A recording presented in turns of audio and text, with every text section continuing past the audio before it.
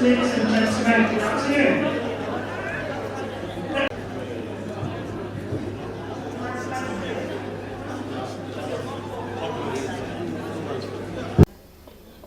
Why do they call, why is it in Nigeria today that majority of business people, they even use the language businessmen? In the history of Nigeria, we have never had a system where there are more businessmen than businesswomen. Why is it today we see businessmen? Because they are not doing business. They are doing money laundering. They are stealing government money. When you establish a system of trade, look at our history. When the British were here, you will find Madam Tinubu, you will find, even before the British came, in various communities, go anywhere you go.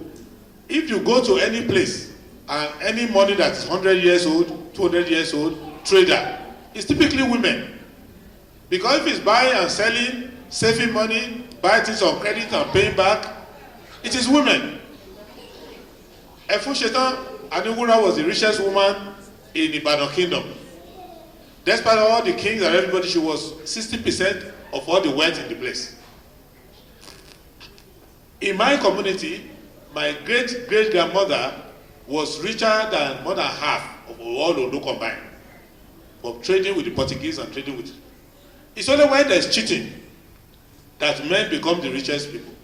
So if you want to create a system that works, make sure that there is no stealing of government money and passing through people. Go and find out AMCON list. 99.99% of those who take loan and don't pay back are men.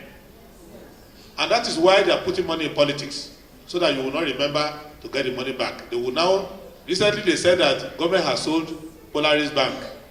All those who took money from there, they are sponsoring the election now. They've taken that public money to pay back all the debt and they forgot about it. So when you see them donating 100 million at a function, it is just stolen money. So what our government will do is to create cooperatives. When the British were around, they created cooperatives. So for every sector, you had cooperatives. And women will borrow money from this cooperative, they will not go to court, they will pay back. Then they created produce board. You buy something, onions in Kano, you go and sell it in Asaba, you put your money in the bank. Simple as that. You go and borrow money from Trade Society. We'll bring that system back, where we facilitate trade. But what they are facilitating now is crime. So once you start doing business, women will come up naturally. Go and find out in any bank, in any institution, where they want to get deposit. They ask the women to go for it, because the woman is the person who will take the deposit and deliver it to the manager. The men will run away with it. So the system we want to create is a system that allows women to participate. I became a fellow of the institute in Singapore. I worked in Singapore.